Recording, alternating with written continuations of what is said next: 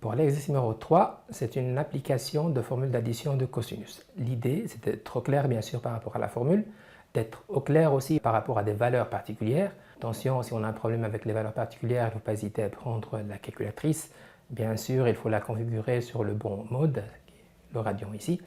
Et en principe, il faut s'attendre à des simplifications pour y arriver à quelque chose de simple. Donc l'idée derrière cet exercice, ce n'est pas d'aller développer pour aller avoir une forme un peu compliquée. Donc voilà, vous avez déjà des pistes de réflexion qui vous permettent quand même de voir un chemin à suivre pour ce genre de questions.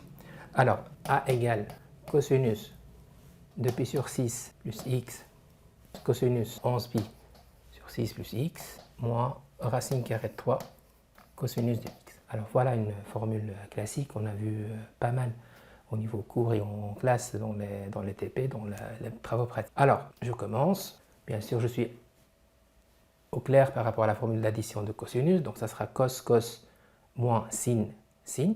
Donc, ça sera cosinus de pi sur 6, cosinus de x, moins sinus de pi sur 6, sinus de x. Ça, c'est pour la première partie.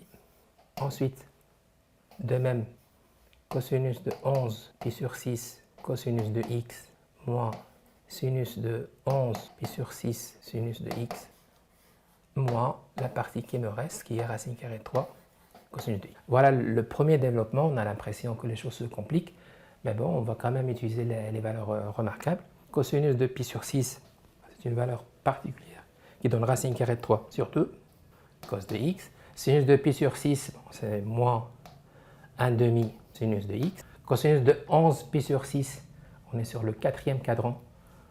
Et ça donne la même chose au niveau cosinus, donc plus racine carrée de 3 sur 2 cosinus de x. Moins sinus de 11 pi sur 6, c'est toujours le quatrième cadran dans la partie négative, donc le moins d'office dans la formule, avec un moins 1 demi sinus de x. Et bien sûr, tout ça, il ne faut pas l'oublier, est soustrait du terme racine carrée de 3 cosinus de x. Alors, des termes semblables, généralement les choses se simplifient.